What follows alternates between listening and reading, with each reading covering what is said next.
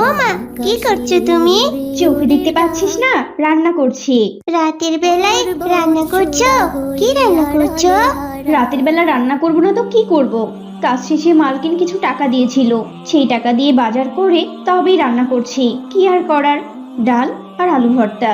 কেন, তুই কি খাসির মাংস কিনে এনেছিস নাকি যে খাসির মাংস রান্না করব? তুমি এভাবে কথা বলছো কেন মা? আমার কি খাসির মাংস কেনার সামর্থ্য আছে বলো? তা নেই যেহেতু, তাহলে আবার জিজ্ঞেস করছিস কেন? মা, ও মা, পাশের বাড়ি থেকে কি সুঘ্রাণ আসছে। কেউ নিশ্চয় পোলাও আর মাংস রান্না করছে। ও মা, কাল তো ঈদ, কাল আমরা পোলাও মাংস খাবো না? পোলাও মাংস? কই পাবো শুনি এসব? পোলাও মাংস দূরে থাক, মাছই তো রান্না করতে পারবো না। কতদিন ধরে ডাল আলু ভর্তা এসবই খেতে হচ্ছে আমাকে, টাকার জন্য মাছ কিনতেও পারছি না। আর উনি এসেছে পোলাও মাংসের কথা নিয়ে। সে কি, কাল তো ঈদ, বছরে একবার তো এই আনন্দের সময় আসে। এটাই তো আনন্দ, নতুন জামা, ভালো ভালো খাবার, সকালবেলা পায়েস ফিরনি দিয়ে মুখ মিষ্টি করা, তারপর সবাই মিলে ঘুরতে যাওয়া। বাবা থাকতে তো আমরা এসবই করতাম। এই বছরে কি আমরা এসব কিছু করব না? আরে, ঈদের একটা দিনও যদি আমরা ভালো খাবার না খেতে পারি। তখন তোর বাবা ছিল, তোর বাবা যে 1 বছর হয়েছে মরে গেছে, সে কথা খেয়াল নেই তোর? জামা কাপড় মাংস ভালো ভালো খাবার এসব কে এনে দেবে তোকে? মানুষের বাড়িতে কাজ করে যা একটু চলি, তুইও তো কাজ করিস, কত টাকার পাই আমরা বল? তুই জানিস না এ দিয়ে কি করে চলে আমাদের সংসারটা? আবার নতুন জামা কাপড় পোলা মাংসের কথা বলছিস? এখান থেকে যা, আমার মাথাটা আর খাস নে তুই। সত্যি কি আমরা কাল কিছুই ভালো মন্দ খাবো না? নতুন জামা পরবো না? ঈদের আনন্দও করবো না? সেই কখন থেকে শুরু করেছিস, আমার মাথাটা একদম পাগল বানিয়ে ফেলেছিস। খাই খাই খাই খাই খাই খাই, এছাড়া তোর আর কোনো খবর নেই নাকি? হ্যাঁ, ঈদের দিন তোকে আবার ভালো ভালো খাবার খেতে হবে, নতুন জামাটাও চাই, নুন আনতে পান্তা ফুরোয়, তার আবার কত ঢং। যা এখান থেকে। ধুর, আর কোনোদিনও তোমার কিচ্ছু বলবো না। বাবা বেঁচে থাকতে বাবা কখনো আমাদের সাথে এমন করেনি। তুমি আসলে খুব খারাপ, তুমি আসলে একটা পচা মা। খেতে হবে না আমার আর। এরপর রুমা কাঁদতে কাঁদতে চলে যায়, আর আয়েশা চোখের জল মুছতে থাকে। কি আর করবো রে মা, হয়তো মানুষের বাসায় একটু কাজ করে আমরা দিন চালাই, তাতে যা টাকা আসে, আমাদের ঈদের নতুন জামা কাপড় আবার খাবার হবে। আমাদের মতো কাজের মেয়েদের আবার ঈদ কিসের? হ্যাঁ, আনন্দ কিসের? আমাদের ঈদ নেই, আমাদের কোনো আনন্দ নেই, আমাদের শুধু রুটিন মেনে পরের কাজ করতে হয়। আমরা যে কাজের লোক, তোর বাবা মারা যাওয়ার পর এটুকুই তো আমাদের সম্বল, আমাদের আর কি বা করার আছে? রুমা কাঁদতে কাঁদতে ঘরের দিকে চলে যায়। কি হলো রুমা বোন, তোমার কি মন খারাপ? এখন কথা বলো না তো আপু, আমার কথা বলতে একদম ইচ্ছে করছে না। কি হয়েছে বলো তো? এখানে আসো তো, এখানে আসো। আচ্ছা আপু, ঈদ কি শুধু ধনীদের? গরিব লোকদের কি কোনো ঈদ হয় না? তা তো অবশ্যই হয়, কেন হবে না? ঈদ তো সকলের জন্যই। তাহলে ধনীরা ভালো ভালো কাপড় পরবে, ভালো ভালো খাবার খাবে, কিন্তু আমরা তার কিছুই কেন করতে পারবো না? এই দেখো না, মায়ের কাছে এসব কথা বলতেই মা আমাকে অনেক বকা দিয়েছে আর অনেক খারাপ ব্যবহার করেছে। আসলে কি বলো তো রুমা, বাবা মারা যাওয়ার পর সমস্ত কিছুই তো মায়ের ওপর। মা তো কাজ করে আমাদের এটুকু করেছে। কাল ঈদ, আর ভালো ভালো খাবার খেতে হবে, নতুন নতুন জামা পরতে হবে, আনন্দ করতে হবে, আমরা সবাই সেটাই জানি। কিন্তু আমাদের মায়ের বা আমাদের তো সামর্থ্য নেই। তাই তুমি যদি মাকে গিয়ে এসব বলো, মা তো উল্টো আরো কষ্ট পাবে। এখন মা তার কষ্ট ঢাকার জন্যই তোমার উপর রাগ করেছে, আর তোমাকে অনেক বকা দিয়েছে। আমাদের ভালো কাপড় দিতে পারছে না, ভালো খাবার দিতে পারছে না, মায়েরও তো কষ্ট হচ্ছে। আমাদের তো শুকরিয়া আদায় করা উচিত যে আমরা মায়ের সাথে আছি। আল্লাহ আমাদের যে অবস্থান রেখেছে, সেই অবস্থায় ভালো আছি আমরা। না, মা আমাকে ভালোবাসে না, সেজন্যই বকা দিয়েছে। তুমি আবার এসব কথা বলছো? আচ্ছা তুমি বলো তো, কাজ করে মা কত টাকা পায়, আমরাই বা কত টাকা পাই? সেই টাকা দিয়ে কি আমাদের সবার ঈদের কাপড় আর ভালো দামি দামি খাবার খেতে পারি বলো? এখন যে মা আমাদের কিছু দিতে পারছে না, মায়ের কি খারাপ লাগছে না? তুমি যদি আবার মায়ের কাছে গিয়ে এসব নিয়ে বারবার বিরক্ত করো, তাহলে তিনি রাগ করবেন না নাকি বলো তো? দিতে পারলে কি আর তিনি রাগ করতেন নাকি? ঠিক বলেছো, আমি আসলে একটু বেশি করে ফেলেছি। আচ্ছা, আমি মাকে গিয়ে সরি বলে দেব। কিন্তু আমার একটা জিনিস ভালো লাগছে, তুমি অন্তত আমাকে আদর করে কাছে ডেকে নিয়েছো। তুমি আমাকে খুব ভালোবাসো। শুধু আমি নই, মাও তোমাকে ভীষণ ভালোবাসে। এখন আসো, খাবার খেয়ে ঘুমাবে। না, আমি খাবো না, আমি কিচ্ছু খাবো না। না খেয়ে যে শুতে নেই, এসো খাবে। এই বলেছি না খাবো না। তুমি ভারী জেদি হয়ে গেছো রুমা, একটাও কথা শোনো না। আচ্ছা আসো, তাহলে একটু ঘুম পাড়িয়ে দেই। হ্যাঁ তাই করো। রুমা রাবেয়ার কোলে মাথা দিয়ে শুয়ে পড়ে। রাবেয়া তার পিঠ চাপড়ে দেয় আর গজল গাইতে থাকে। রুমা ঘুমিয়ে পড়ে। স্বপ্নে দেখে সে এক পরীর দেশে। অনেক রকমের পরীরা আকাশে উড়ে উড়ে বেড়াচ্ছে, আর অনেক ফুল ও অনেক খাবার আছে সেখানে। রুমা হা করে দেখছে, তখন একটা পরী তার সামনে চলে আসে।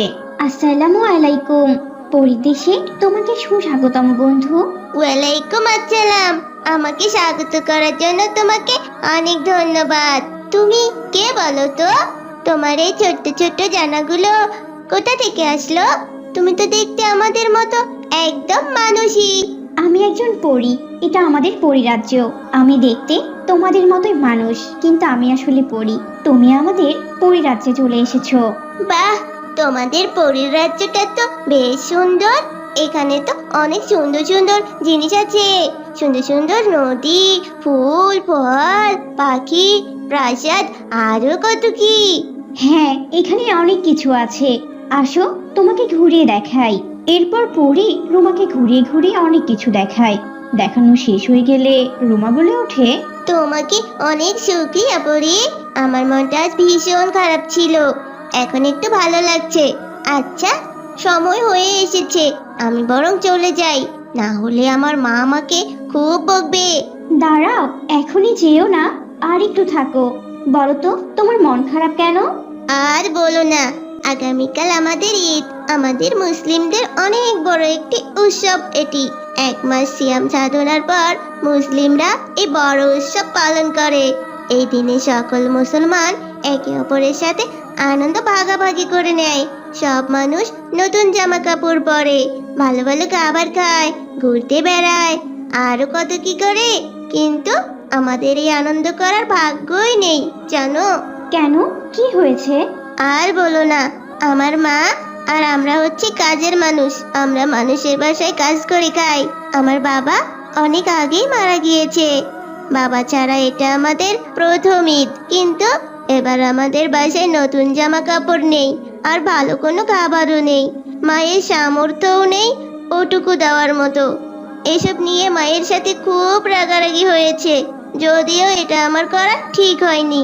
কিন্তু কাল ঈদ, সবাই আনন্দ করবে, নতুন জামা পরবে, মাংস খাবে, আর আমরা ভালো খাবার পাবো না, ঈদ উপভোগ করব না, ভালো জামা পরতে পারবো না। তাহলে মন খারাপ হবে না কেন, বলো তুমি? এটা তো একদম ঠিক কথা। সবাই আনন্দ করবে আর তোমরা আনন্দ করবে না, এটা কিছু হলো নাকি বলো তো? তাহলে কি আমার মন খারাপ হবে না? এটা কি হলো বলো? খুব খারাপ। তাহলে কি করা যায় বলো তো? কি করা যায়? তুমি একটু দাঁড়াও, আমি এখনই আসছি। কোথায় কোথায় গেলে পরি তুমি? এরপর পরি অনেকগুলো জামা কাপড় আর অনেক দামি দামি অনেক রকমের খাবার নিয়ে রুমার সামনে আসে। আর রুমা অবাক হয়ে থাকে আর চোখে মুখে আনন্দ উপচে পড়তে থাকে। এত সব জিনিস, এসব কি? এগুলো তোমার মায়ের, তোমার বোনের আর তোমার জন্য সুন্দর সুন্দর নতুন জামা। আর এই হচ্ছে তোমাদের ঈদের খাবার। এগুলো নিয়ে তোমার মা আর বোনের কাছে চলে যাও, খুব আনন্দ করো, এবারের ঈদটা উদযাপন করো মন খুলে। আর হ্যাঁ, অবশ্যই কিন্তু তোমার আশেপাশের প্রতিবেশী ও গরিব দুঃখীদেরকেও তোমাদের সাথে সমান ভাগে আনন্দ ভাগ করতে চাইলে আনন্দ ভাগ করে নিবে, কেমন? ইনশাআল্লাহ। তোমাকে অনেক ধন্যবাদ পরি। আমি তাহলে এখন আসি, আল্লাহ হাফেজ। এরপর রুমা ঘুম ভেঙে যায়। নিজেকে সে খাটে আবিষ্কার করে, মনে মনে ভাবে, এ আমি তাহলে স্বপ্ন দেখেছি। এরপর খাট থেকে উঠে মন খারাপ করে সামনে এগিয়ে যায়। এরপর হাত মুখ ধুয়ে এসে নামাজ পড়ে নেয়। বাহিরে গিয়ে উঁকি দিয়ে দেখে তার মা মিষ্টি জাতীয় কিছু রান্না করছে। এরপর রুমা ফিরে এসে দেখে ঘরের এক পাশে অনেকগুলো ভালো ভালো খাবার আর জামা কাপড় রাখা। এরপর রুমা মনে মনে ভাবতে থাকে, আমি তো স্বপ্নে দেখেছি পরি আমাদেরকে অনেক জিনিসপত্র দিয়েছিল। এ তো দেখছি সত্যি সত্যি অনেক সুন্দর জামা কাপড় আর দামি দামি খাবার রাখা। এসব কে দিয়েছে? এগুলো কি তাহলে পরি আমাকে দিয়ে গিয়েছে? মা, ও মা, রাবেয়া আপু, এখানে তোমরা সবাই আসো তো। দেখো তো এগুলো কোথা থেকে এলো। তাই তো, এসব কোথা থেকে এলো এত দামি দামি খাবার? এরপর পেছন থেকে আব্দুল্লাহ, ফারুক আর আলামিন এগিয়ে আসে। আসসালামু আলাইকুম। ঈদ মোবারক চাচি যান। ওয়ালাইকুম আসসালাম, ঈদ মোবারক। কেমন আছো তোমরা বাবা? আলহামদুলিল্লাহ, আল্লাহ ভালো রেখেছেন। আপনারা কেমন আছেন চাচি যান? রুমা, রাবেয়া, তোমরা সবাই কেমন আছো? আলহামদুলিল্লাহ, আমরা সবাই ভালো আছি। তোমরা এই সাত সকালে যে এখানে? আপনার হাতের পায়েস খেতে এলাম চাচি যান। আপনার পায়েস খুব মজা হয়, মায়ের কাছে শুনেছি। আমাদেরকে পায়েস খাওয়াবেন না? কেন খাওয়াবো না? তোমরা বসো, আমি পায়েস আনছি। দাঁড়ান চাচি যান, সে পরে খাওয়া যাবে। আগে যে কথা বলতে এসেছি সে কথা বলে নেই। কি কথা বাবা? এই যে আপনাদের ঘরের সামনে জামা কাপড় এবং খাবার রাখা, এসব আমরাই এনেছি আপনাদের জন্য। আর আমরা শুধু আপনাদের জন্যই নয়, এমন সবার জন্য এসবের ব্যবস্থা করেছি।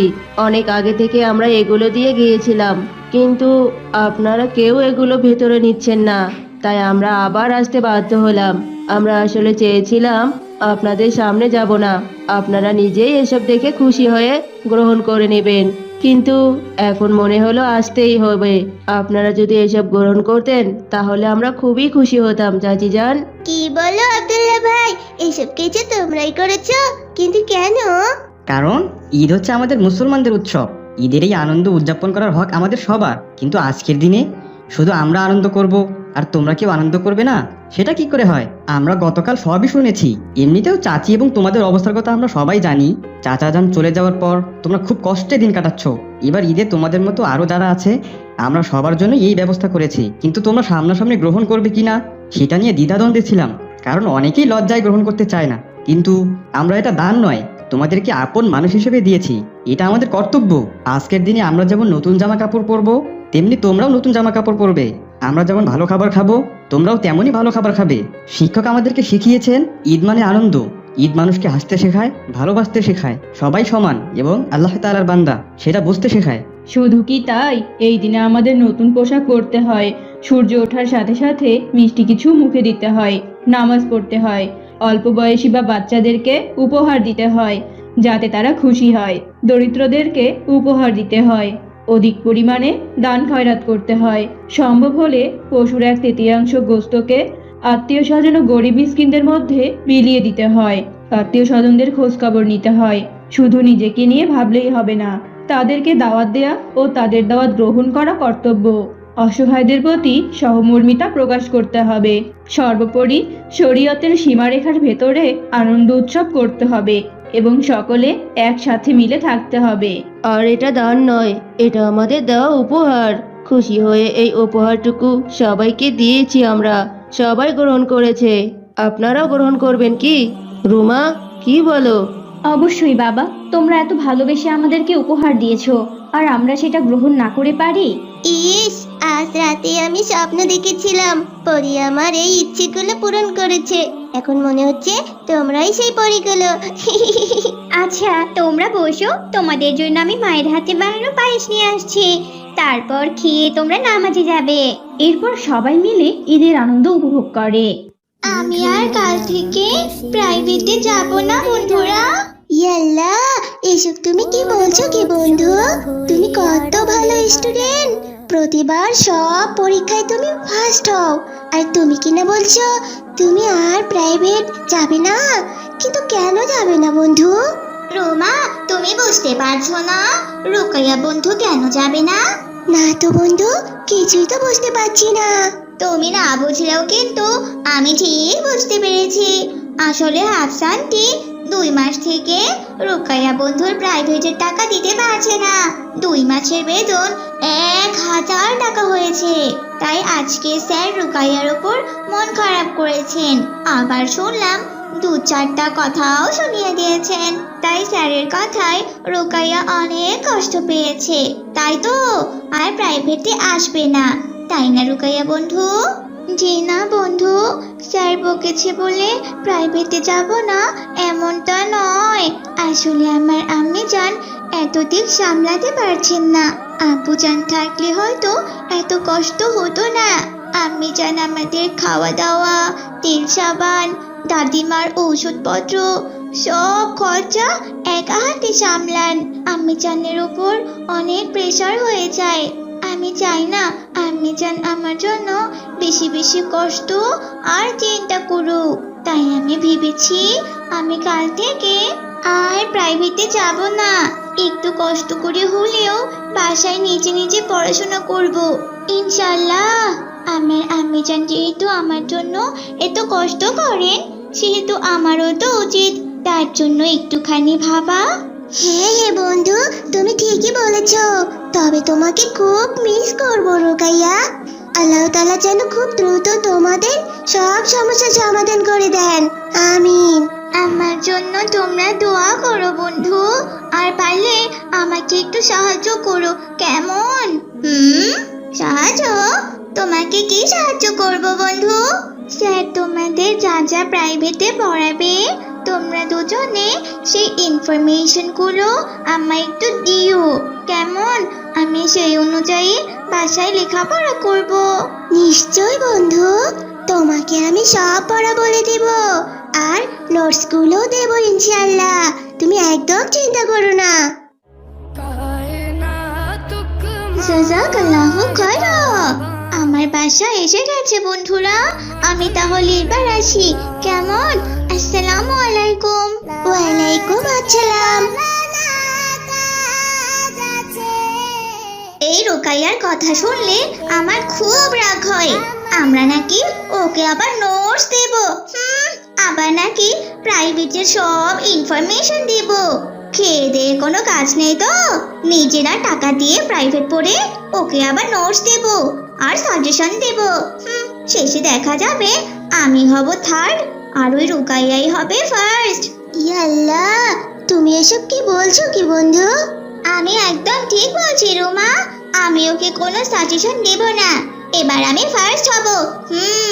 আমার আম্মিজান বলেছেন এবার আমি প্রাইভেটের পরীক্ষায় ফার্স্ট হলে আমাকে ঈদে আলিয়া কাট জামা কিনে দেবেন, তার সাথে ঘাড়ারা ড্রেস। এই ড্রেসগুলো তো একদম মিস করা যাবে না। ওই রুকাইয়াকে দেখলে আমার গা একদম চলে যায়। সব পরীক্ষায় ও শুধু ফার্স্ট হয়। আরে বাবা, ও কি বোঝে না যে ও একাই যদি ফার্স্ট হয় তাহলে আমাদের কেমন লাগে? আমাদেরও তো একটু ইচ্ছা হয় কখনো ফার্স্ট হতে। ইয়াল্লাহ রাইসা বন্ধু, তুমি কথা বলতে বলতে অন্যের গীবত করে যাচ্ছ, তার উপর রোকাইয়াকে তুমি হিংসে করছো। তাছাড়া তুমি জানো গীবত বান্দার ইবাদতকে নষ্ট করে দেয়। তুমি যার নামে গীবত করবে তোমার আমলগুলো তার আমল নামায় চলে যাবে। ইয়া আল্লাহ বন্ধু, তুমি কি বলছো কি? আমি রুকাইয়ার নামে আর একটা বাজে কথাও বলবো না। আস্তাগফিরুল্লাহ, আস্তাগফিরুল্লাহ, আস্তাগফিরুল্লাহ। বাসায় গিয়ে সালাত আদায় করে আল্লাহর কাছে তওবা করবে, কেমন? তাহলে আল্লাহ তাআলা তোমাকে ক্ষমা করবেন ইনশাআল্লাহ। আর তাছাড়া তুমি কেন রোকাইয়াকে হিংসে করছো বলো তো? রোকাইয়া সব সময় আমাদের মতো খেলাধুলা করে না, সব সময় লেখাপড়া করে আর সময় মতো সালাত আদায় করে। সে অনেক পরিশ্রম করে, তাই মহান আল্লাহ তাআলা রোকাইয়া বন্ধুকে তার পরিশ্রমের ফল দেন। তুমিও রোকাইয়ার মতো বেশি বেশি লেখাপড়া করলে তুমিও ফার্স্ট হবে ইনশাআল্লাহ। জাযাকাল্লাহু খায়রা বন্ধু, আমাকে সঠিক জ্ঞান দেওয়ার জন্য।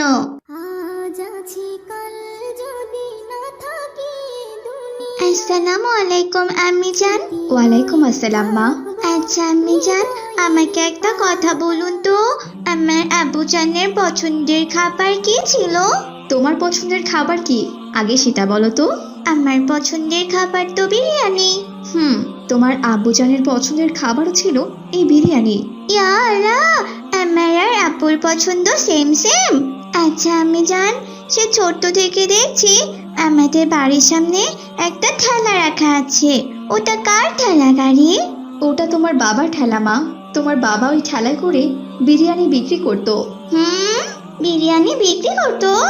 তাহলে তো তুমি খুব সুন্দর বিরিয়ানি রান্না করতে পারো, তাই না আমি জান? বাবার দোকানের বিরিয়ানি নিশ্চয় তুমি রান্না করে দিতে?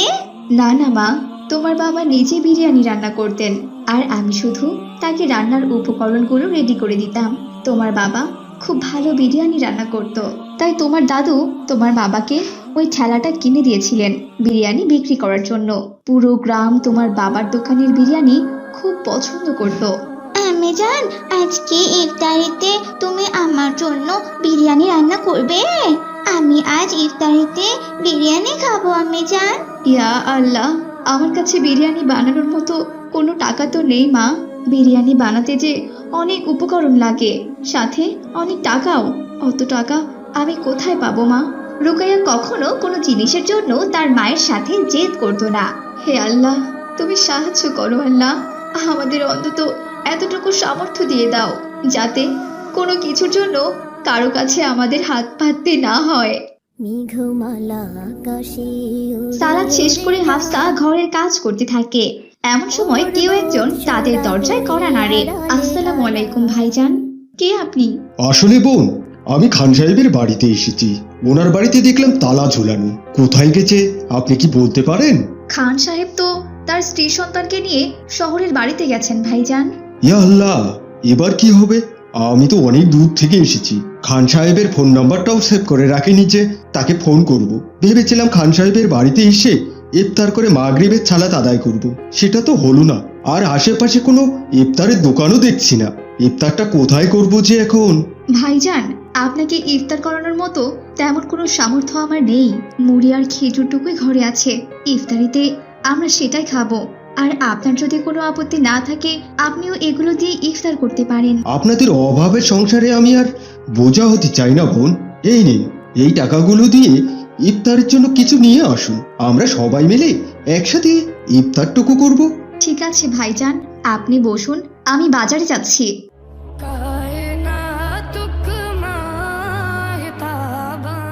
আচ্ছা, এখানে তো অনেকগুলো টাকা। ইফতারের জন্য তো এত টাকা লাগবে না। আমি বরং এখান থেকে কিছু টাকা দিয়ে ইফতার কিনবো আর বাকি টাকা দিয়ে বিরিয়ানির উপকরণ কিনবো। এই বলে হাফসা বাজারে চলে যায়। আর এইদিকে আচ্ছা মামনি, উনি কে? আসলে আঙ্কেল, উনি আমার দাদিমা। দাদিমা একটু অসুস্থ তো, তাই ঘুমিয়েছেন। রুকাইয়া লোকটির সাথে গল্প করতে থাকে আর নিজেদের ব্যাপারে সব কথা লোকটিকে খুলে বলে। এসব কথা শুনে লোকটি ভীষণ কষ্ট পায়। এদিকে হাফসা বাড়িতে ফেরে আর ইফতার রেডি করে। তার পাশাপাশি সে বিরিয়ানি বানাতে থাকে। বিরিয়ানি তো প্রায় হয়ে গেছে, কিন্তু ভাইজানকে খেতে দেবো কিসে? আমাদের ঘরে তো কাচের প্লেট বাসন নেই। এক কাজ করি, এই তরমুজটা সুন্দর করে কেটে লাল অংশটুকু দিয়ে জুস বানাই আর তরমুজের খোলসের ভিতরে বিরিয়ানিটা দমে বসাই। এভাবেই দেখতে দেখতে আজান হয়ে যায়। সবাই ইফতারি করে। এরপর হাফসা সবাইকে তরমুজ বিরিয়ানি খেতে দেয়। ইয়া আল্লাহ, তরমুজের ভিতরে বিরিয়ানি! আহা, কি সুন্দর ঘ্রাণ!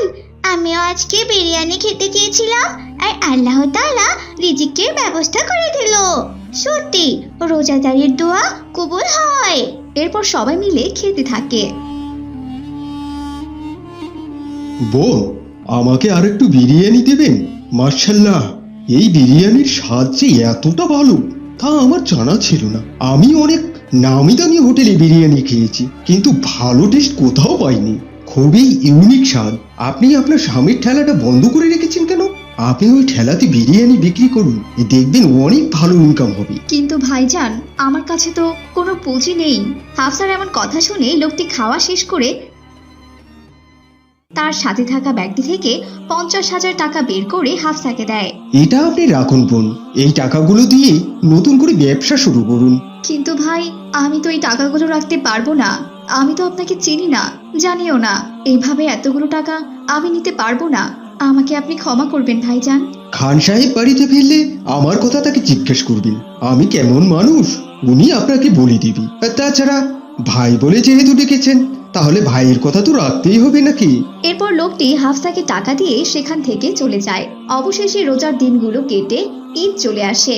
ঈদের দিন হাফসা তার তরমুজ বিরিয়ানি বিক্রি করা শুরু করে। এমন ইউনিক বিরিয়ানি দেখে লোকেরা তার দোকানে ভিড় জমায়। আর এইভাবে হাফসা নিজের অনেক উন্নতি করে আর সে লোকটির জন্য 50,000 টাকা জমা করে রাখে। একদিন সে লোকটি আবারও হাফসার দোকানে আসে তরমুজ বিরিয়ানি খেতে। হাফসা তাকে বিরিয়ানি দিলে লোকটি বিসমিল্লাহ বলে বিরিয়ানি খেতে থাকে। খাওয়া শেষ করে হাফসা তাকে সে জমানো টাকাগুলো দেয়। না না বোন, আমি আপনাকে সাহায্য করেছি মহান আল্লাহ তাআলাকে খুশি করার জন্য, প্রতিদান পেতে তো নয়। কিন্তু ভাইজান, আমি তো এখন আল্লাহ তাআলার রহমতে অনেকটা ভালো আছি। এই টাকাগুলো আপনি আমার মতো কোনো গরিব পরিবারকে দিয়ে সাহায্য করবেন, এতে তারা আমার মতোই উপকৃত হবেন আর আপনার জন্য অনেক দোয়া করবেন। হাফসার কথায় লোকটি খুশি হয়ে যায় আর টাকা নিয়ে সেখান থেকে চলে যায়। তো বন্ধুরা, আমাদের আজকের গল্পটি তোমাদের কাছে কেমন লেগেছে? আমাদের গল্পটি তোমাদের ভালো লেগে থাকলে অবশ্যই একটি লাইক করে দিবে আর আমাদের ছোট্ট চ্যানেলটি সাবস্ক্রাইব করে দিবে, কেমন? আর তাছাড়া তোমরা কে কে এবার ঈদের জন্য শপিং করেছো তা কিন্তু অবশ্যই কমেন্টে জানিয়ে দেবে। সালামু আলাইকুম বন্ধুরা, আমাদের ভিডিওগুলো যদি তোমাদের ভালো লাগে তাহলে লাইক, কমেন্ট এবং বেশি বেশি শেয়ার করো। আমাদের সাথে এমন নতুন নতুন দোয়া শিখতে আমাদের চ্যানেলটি সাবস্ক্রাইব করে রাখো এবং পাশে থাকা বেল আইকনটি ক্লিক করে রাখো, যাতে করে আমরা নতুন ভিডিও ছাড়লেই তোমরা বুঝতে পারো। আসসালামু আলাইকুম, সবাইকে ধন্যবাদ।